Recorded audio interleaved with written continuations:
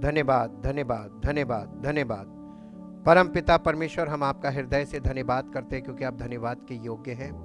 आदर और महिमा सब आपको देते हैं क्योंकि आप आदर के भी योग्य और महिमा के भी योग्य हैं। हमारे पास अपना कुछ नहीं है प्रभु, आपने हमें स्वीकार किया अपने पुत्र बनाने के लिए। प्रभु आप हमारे जीवन में कार्य करते हैं और हमारे जीवन से हर गलत भावना को, हर गलत इच्छा को और हर गलत चीज़ को चाहते हैं कि हम अपने जीवन से उसको खुद अलग करें, ताकि हमारी रजामंदी आपकी इच्छा पूरी करना हो। हम आपसे प्रेम करते हैं तभी हम ऐसा करते हैं, और हम धन्यवाद करते हैं पिता परमेश्वर के जितने लोग आपसे प्रेम करते हैं वो आपके वचन की हर बात को अपने जीवन में ग्रहण करते हैं और हर शिक्षा से अपने आप को सही करते हैं, ताकि उनका जीवन आपकी योजना के अंतर्गत हो, ताकि वे आपके पुत्र कहलाएं और आपकी महिमा उनके जीवन से प्रकट हो और आपका नाम महिमा पाए। धन्यवाद करते प्रभु, आपके वचन को बोलने से पहले अपने आप को आपके हाथ में देते हैं। आपकी मर्जी हमारे जीवन में भी पूरी हो और हमारे जीवन से भी पूरी हो, और आपका राज्य बढ़े और आपका नाम हमारे जीवन से और सुनने वालों के जीवन से महिमान्वित होने पाए। धन्यवाद के साथ इस प्रार्थना को आपके इकलौते पुत्र प्रभु यीशु मसीह के नाम से मांगते हैं, आमीन। Praise the Lord. Word of God part 100 आज 100वां भाग है और आज से ये टॉपिक कंप्लीट है लगभग, और हम इसमें आज देखेंगे put mental garbage into your mind and you will get garbage out of your life. अगर हम अपने मन में, गार्बेज का मतलब होता है कूड़ा कचरा, हम अपने मन में कूड़ा और कचरा जमा कर लेंगे तो हमारे जीवन में जो प्रकट होगा वो क्या होगा? जो मन में भरा होगा वही आएगा, तो वो हमारे जीवन से प्रकट होने लगेगा। तो हमारे जीवन से क्या प्रकट हो रहा है जो नहीं होना चाहिए, और क्यों प्रकट हो रहा है? क्योंकि वो भरा है। गलातियों की पत्री उसके 6 अध्याय के 7 और 8 पद को देखेंगे।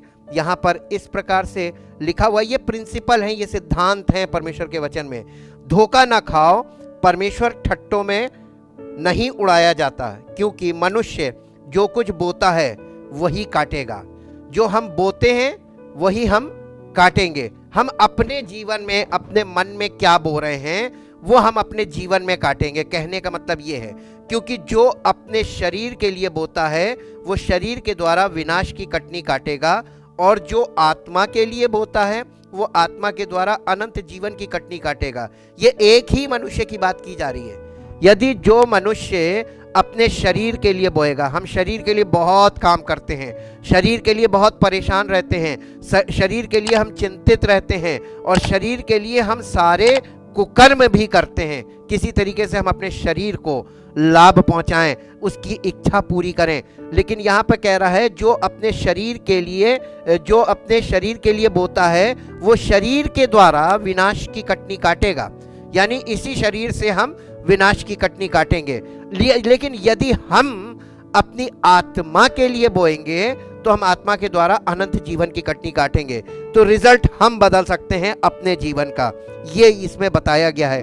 और इसी को हम इंग्लिश एम्प्लीफाइड में भी आपके साथ पढ़ते हैं, जहां इस प्रकार से लिखा हुआ है, गलातियों की पत्री, the book of Galatians chapter 6 verse 7 and 8, और यहाँ पे इस प्रकार से लिखा है, डू नॉट बी डिसीव्ड, धोखा मत खाओ, एंड डिल्यूडेड एंड मिसलेड, और किसी के बहकावे में मत आओ। मिसलेड का मतलब कोई तुम्हें गलत मार्गदर्शन ना करे, किसी के गलत मार्गदर्शन से भी हम धोखा खा सकते हैं। God will not allow himself to be sneered at, scorned, disdain or mocked by mere pretensions or professions or by his precepts being set aside.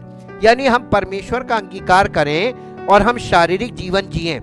ये परमेश्वर को ठट्टों में उड़ाना है। हिंदी में इसीलिए लिखा है, ठट्टों में नहीं उड़ाया जाता है। He inevitably deludes himself who attempts to delude God, यानी जो ऐसा करते हैं वो परमेश्वर को नहीं, अपने आप को धोखा देते हैं और परमेश्वर की निंदा का कारण बनते हैं। For whatever a man sows, जो कुछ मनुष्य बोता है, that and that only is what he will reap, वो वही काटेगा जो उसने अपने मन में बोया है। हमने अपने मन में क्या बोया या हम अपने मन में क्या बो रहे हैं। जो आप मन में बो रहे हैं उसी की फसल आपके जीवन में प्रकट हो जाएगी। For he who sows to his own flesh lower nature sensuality. Sensuality का मतलब होता है अपनी इंद्रियों के वश में होकर, जो इंद्रियों को, जो आपको देखने में अच्छा लगता है, जो आपको सुनने में अच्छा लगता है, जो आपको खाने में अच्छा लगता है, जो आपको पसंद है, अपनी इच्छा, अपनी शारीरिक इच्छा को पूरी करना, वो सेंसुअलिटी में आता है। Will from the flesh reap decay and ruin and destruction. ऐसा व्यक्ति जो इस तरीके का जीवन जी रहा है वो विनाश की कटनी काटेगा अपने शरीर से। But he who sows the spirit will from the spirit reap eternal life. जो आत्मा के द्वारा, पवित्र आत्मा के द्वारा अपनी आत्मा के लिए बोता है, वो अनंत जीवन की कटनी काटेगा। हम क्या बो रहे हैं अपने मन में, हमारे मन में क्या भर रहा है, और हम किसके हिसाब से अपना जीवन जी रहे हैं, या हम जो सोच भी रहे हैं तो वो सोच हमारी कहाँ से आ रही है। कौन हमको ये गाइड कर रहा है कि हम ये सोचें, जबकि परमेश्वर का वचन हमसे डायरेक्ट बात करता है अपनी पवित्र आत्मा के द्वारा। और अगर कोई व्यक्ति पवित्रता की बात ना करे, सत्य की बात ना करे, डिसिप्लिन की बात ना करे, तो वो परमेश्वर का आत्मा नहीं है। ये हमको सीखना है। मत्ती रचित सुसमाचार उसका 12 अध्याय, मत्ती रचित सुसमाचार उसका 12 अध्याय 12 अध्याय का 35 से 37 तक पढ़ेंगे। 12 अध्याय 35 से 37। भला मनुष्य मन के भले भंडार से भली बातें निकालता है, और बुरा मनुष्य मन के बुरे भंडार से बुरी बातें निकालता है। और मैं तुमसे कहता हूं कि जो जो निकम्मी बातें मनुष्य कहेंगे, न्याय के दिन वे हर एक उस बात का लेखा देंगे, क्योंकि तू अपनी बातों के कारण निर्दोष और अपनी ही बातों के कारण दोषी ठहराया जाएगा। तो हमारा न्याय परमेश्वर हमारी बातों के अनुसार करेगा। जो हम बोल रहे हैं, जो हम गलत, हम देख रहे हैं, हम समझ नहीं पा रहे फिर भी बोल रहे हैं, इसका मतलब हम गलत बोल रहे हैं। हमको देखकर नहीं बोलना है, हमें पहले समझना है परमेश्वर का वचन किस तरीके से हमसे बात करता है। परमेश्वर का वचन हर विषय पर, खास तौर से हमारे भीतरी मनुष्यत्व के विषय में परमेश्वर का वचन हमसे ज़्यादा बात करता है और हमको ज़्यादा समझाता है कि अपने आप को अंदर से हमको कैसा रखना है, शुद्ध और पवित्र। और बिना परमेश्वर के वचन के ना तो हम शुद्ध हो सकते हैं और ना हम पवित्र हो सकते हैं। पवित्र आत्मा हमको दिया गया है ताकि हम परमेश्वर की पवित्रता को जाने। इंग्लिश में देखते हैं, the good man from his inner good treasure fling forth good things. भला मनुष्य या अच्छा मनुष्य वो है जो अपने मन के अच्छे भंडार से अच्छी बातें निकालता है। And the evil man out of his inner evil storehouse flings forth evil things। और इसी तरीके से दुष्ट मनुष्य अपने मन के दुष्टता के भंडार से दुष्टता की बातें निकालता है। But I tell you, on the day of judgment, men will have to give account for every idle idle का मतलब है inoperative, non-working word they speak. For by your words you will be justified and acquitted, and by your words you will be condemned and sentenced। हमारा न्याय जब होगा तो हम क्या बोल रहे हैं, क्योंकि जैसा तुम्हारे मन में भरा होगा वही तुम्हारे मुंह पे आएगा। ये यीशु मसीह ने प्रिंसिपल दिया हुआ है।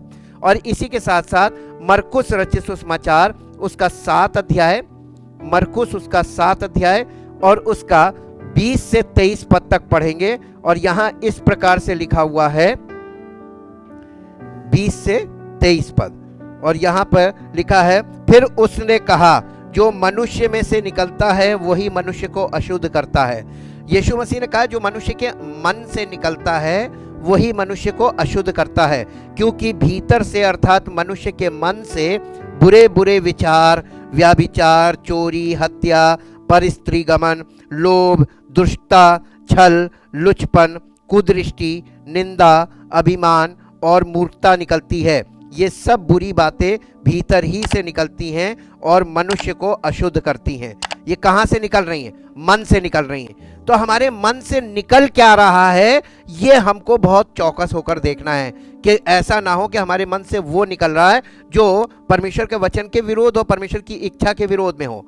Guard your mind from garbage. अपने मन को सुरक्षित करें, सुरक्षित रखें। काहे से? गार्बेज से।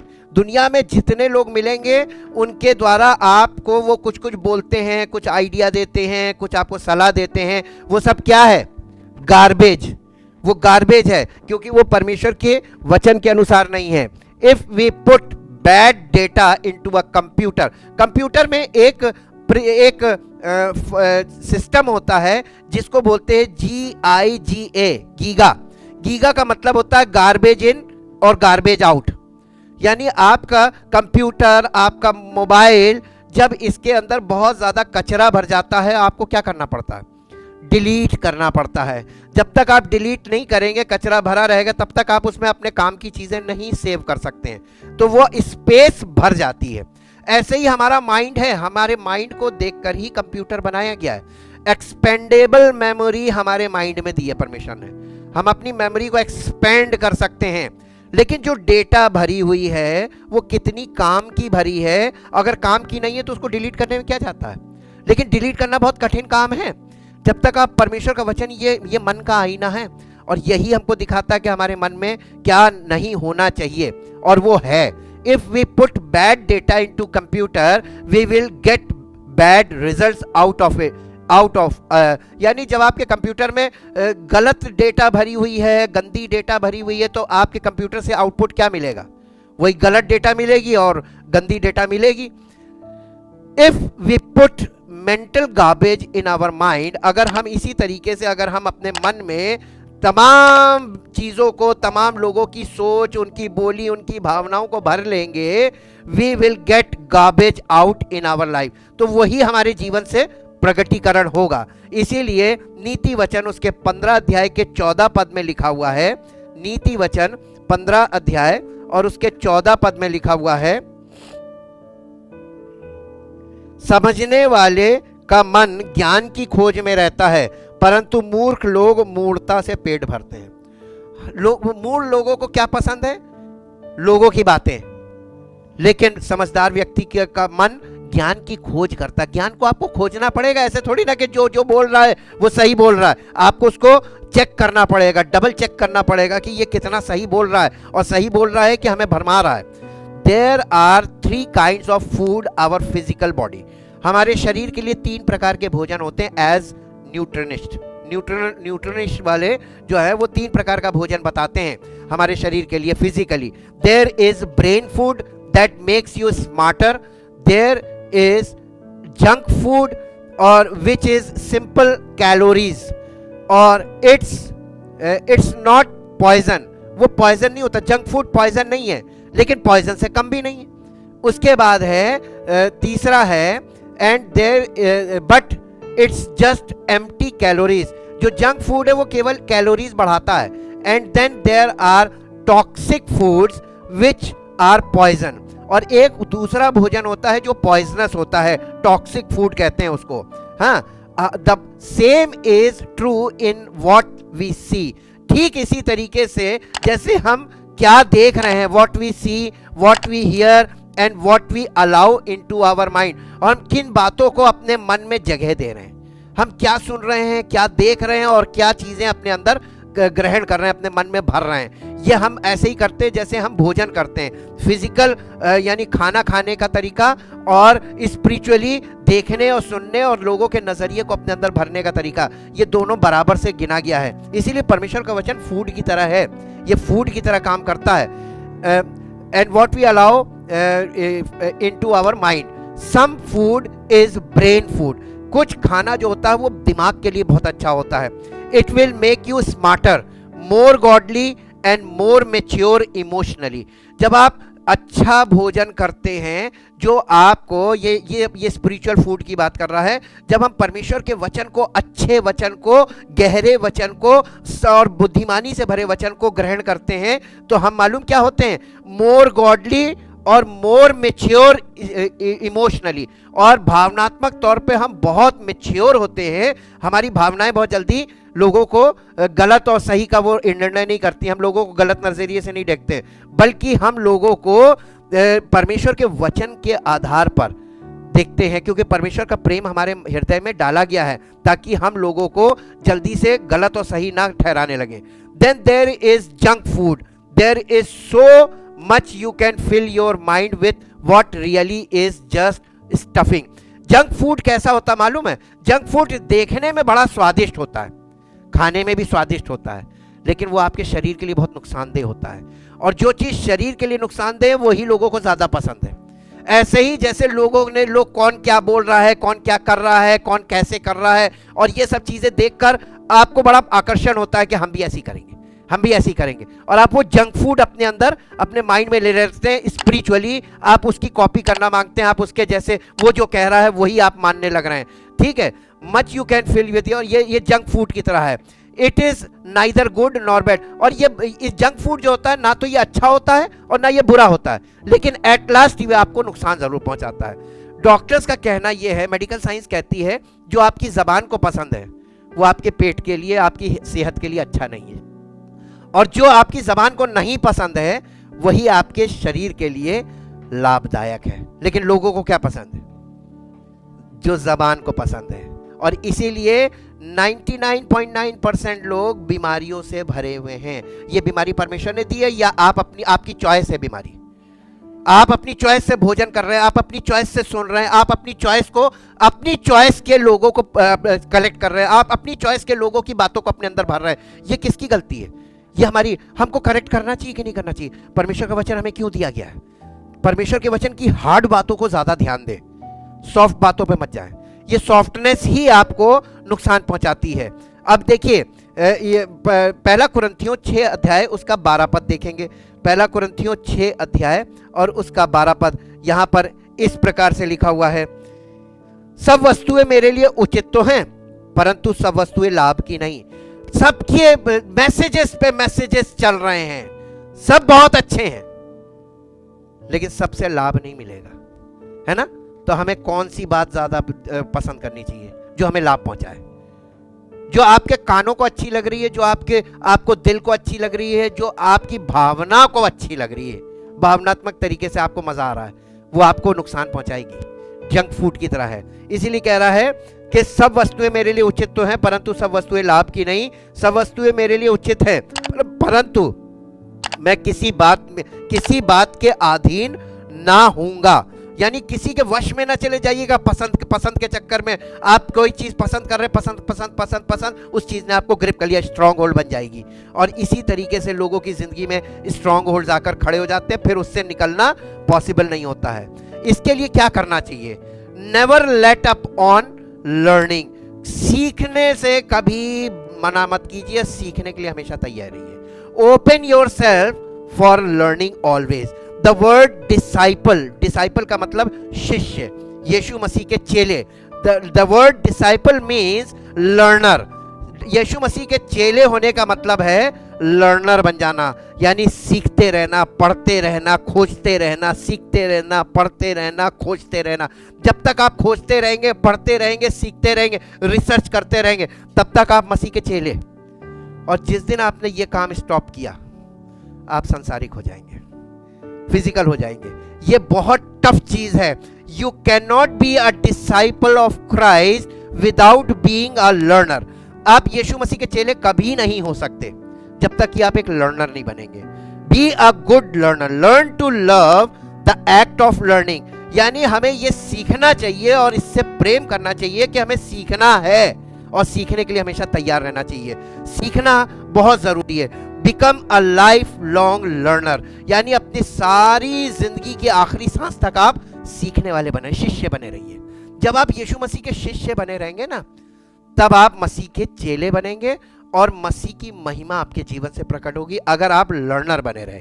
और जिस दिन आप बॉस बन गए, उस दिन गए काम से। मत्ती रचित सुसमाचार उसका 11 अध्याय उसका 28 और 29 पद देखिए। यीशु मसीह ने यहां पर कुछ बोला है और ये कॉल दी गई है। ये कॉल क्या कह रही है? 28 और 29 ना। हाँ, यहाँ पर लिखा हुआ है, हे सब परिश्रम करने वालों और बोझ से दबे हुए लोगों, मेरे पास आओ, मैं तुम्हें विश्राम दूंगा। मेरा जुआ, देखिए यीशु मसीह हमको कॉल करके बुला रहा है कि सब परिश्रम करने वालों, बोझ से दबे हुए लोगों, मेरे पास आओ। लोग परमेश्वर तक पहुंचने का परिश्रम कर रहे हैं, लोग परमेश्वर से संबंध स्थापित करने के लिए परिश्रम कर रहे हैं, लोग पापों से छुटकारा पाने के लिए परिश्रम कर रहे हैं, लोग परमेश्वर से कि उधर से रास्ता खुल जाए, दरवाज़ा खुल जाए, हमें बरकत मिलने लगे, लोग परिश्रम कर रहे हैं, सब प्रकार से परिश्रम कर रहे हैं फिजिकली। लेकिन यीशु मसीह क्या कह रहा है? मेरे पास आओ। तो हमको क्या करना चाहिए? यीशु मसीह के पास आने के लिए क्या करना चाहिए? मसीह की देह में आओ, कलीसिया में आओ। यीशु मसीह कॉल दे रहा है, कॉल टू द चर्च, कलीसिया में आओ, मेरे पास आओ, यानी कलीसिया में आओ, मैं तुम्हें विश्राम दूंगा। और फिर उसके बाद तरीका बता रहा है, तरीका 29 पद में है, मेरा जुआ अपने ऊपर उठा लो और मुझसे सीखो। आप यीशु मसीह से सीखे बिना, यानी आप शिष्य बने बिना कुछ नहीं प्राप्त कर सकते। जो शिष्य थे उन्हीं को मिला। पवित्र आत्मा किन पर उतरा? शिष्यों पे उतरा। जो शिष्य नहीं थे उन पर नहीं उतरा। शिष्य बनो। और देखिए लिखा है कि मुझसे सीखो क्योंकि मैं नम्र और मन में दीन हूं और तुम अपने मन में विश्राम पाओगे। विश्राम कहाँ मिलेगा? आप बेचैन रहते हैं, आप परेशान रहते हैं, आप चिंतित रहते हैं। कल मैंने माइंड के बारे में बताया, कितने प्रकार के माइंड परमेश्वर के वचन से बताया। और वो सारे प्रकार के माइंड जब आप मसीह में, कलीसिया में आ जाएंगे, मसीह को समर्पित हो जाएंगे और पवित्र आत्मा को काम करने देंगे और वचन पर ध्यान लगाएंगे, तो आप अपने मन में विश्राम पाएंगे, पीस ऑफ माइंड आ जाएगा, आपके मन में शांति आ जाएगी। ये सीखने वाली चीज है। We need humility for learning. अब सीखने के लिए क्या चाहिए? सीखने के लिए बहुत इंपॉर्टेंट चीज है ह्यूमिलिटी। ह्यूमिलिटी का मतलब होता है दीनता और नम्रता। यीशु मसीह ने कहा, जब तक कोई बालक के समान हो, एक बच्चे को बुलाया, प्रैक्टिकली उसने दिखाया, जब तक कोई इस बालक के समान नहीं बनेगा, वो स्वर्ग के राज्य में प्रवेश नहीं करेगा। स्वर्ग के राज्य में प्रवेश करने के लिए आपको क्या बनना पड़ेगा? दीन और नम्र। सीखने के लिए क्या करना पड़ेगा? दीन और नम्र। आप नम्र और दीन नहीं होंगे तो आप सीखने के लायक नहीं है। Why God resist the proud and give grace to the humble? क्यों परमेश्वर अभिमानियों का विरोध करता है और दीनों पर अनुग्रह करता? क्यों? ये प्रश्न है। पहला पत्रस 5 अध्याय और उसका 5 पद हम देखेंगे। पहला पत्रस 5 अध्याय और उसके 5 पद में इस प्रकार से लिखा हुआ है, 5 अध्याय और 5 पद लिखा हुआ है, इसी प्रकार हे नवयुवकों, तुम भी प्राचीनों के अधीन रहो, वरन तुम सब के सब एक दूसरे की सेवा के लिए दीनता से कमर बांधे रहो, क्योंकि परमेश्वर अभिमानियों का विरोध करता है परंतु दीनों पर अनुग्रह करता है। परमेश्वर का अनुग्रह किसके जीवन में प्रकट होगा?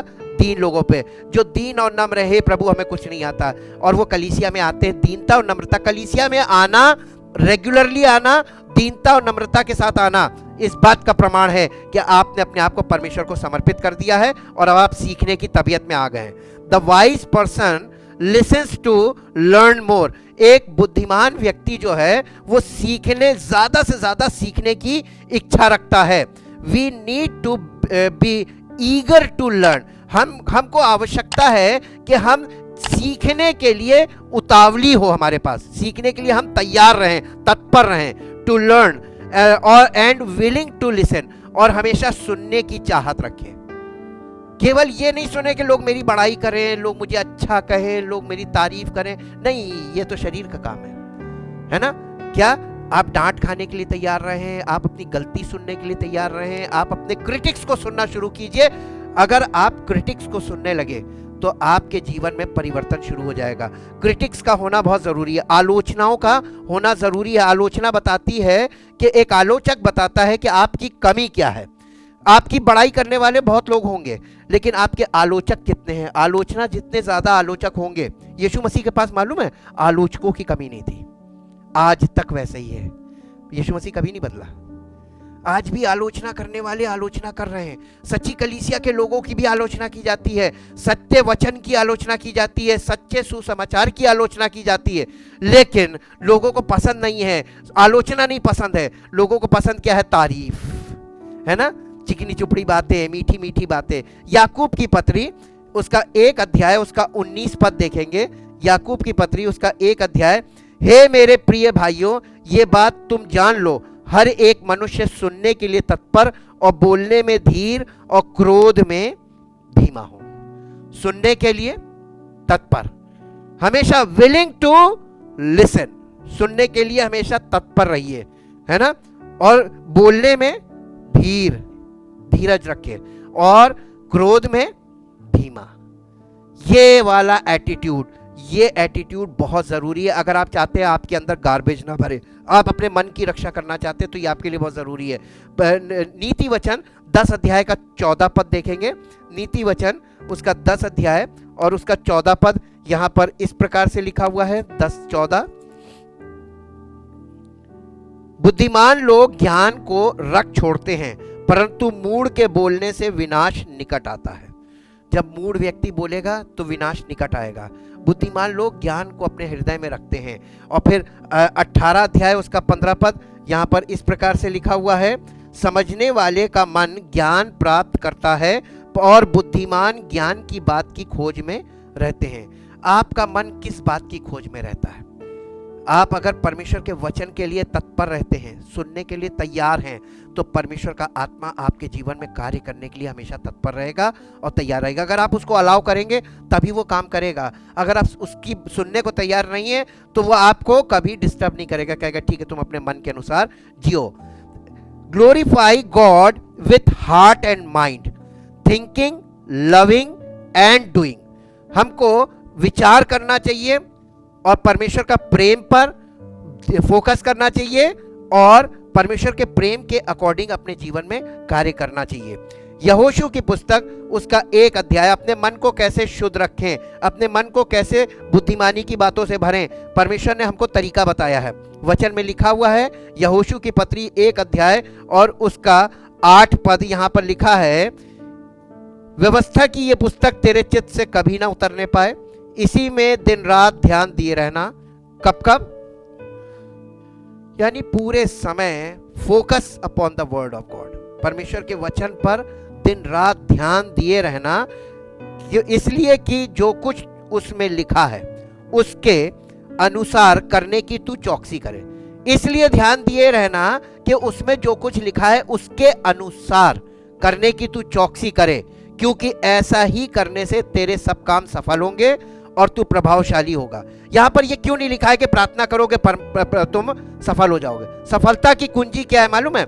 Focus on the word of God, meditate upon it, heed it, उसमें घुसे रहो वचन में, और वचन के अनुसार उसमें जो लिखा है उसके अनुसार करने की तू चौकसी करे। और हमारा स्वभाव मालूम क्या, ये कभी मत भूलिएगा जब इस बात को पढ़िएगा कि हमारे पास एडमिक नेचर है, हमारा पापी स्वभाव है, वो ऐसा करने नहीं देगा। इसलिए कि तू चौकसी करे कि जो उसमें लिखा है उसके अनुसार करने की तू चौकसी करे, क्योंकि ऐसा करने से तेरे सब काम सफल होंगे। आज लोगों को सफलता क्यों नहीं मिल रही है? 100% सफलता क्यों नहीं मिल रही है? क्योंकि लोग वचन से दूर हो गए हैं और लोग अपने मन की इच्छा के अनुसार सुनना पसंद करते हैं। अपने ये नए नियम में लिखा हुआ है कि अंत के दिनों में ऐसा होगा कि लोग अपने लिए अपने उपदेशक चुनेंगे कि हम इसको सुनेंगे, ये हमको ये बहुत अच्छा लगता है, इसकी बातें बहुत अच्छी लगती है। Check your mind, check your nature, अपने स्वभाव को चेक कीजिए, कहीं आपके स्वभाव में कुछ प्रॉब्लम है। हार्ड सुनना शुरू कीजिए, तब आपको पता चलेगा कि आप कितने सही हैं, आपके मन में कितनी सहन शक्ति है। और इसके साथ साथ नए नियम में भी एक तरीका बताया गया है।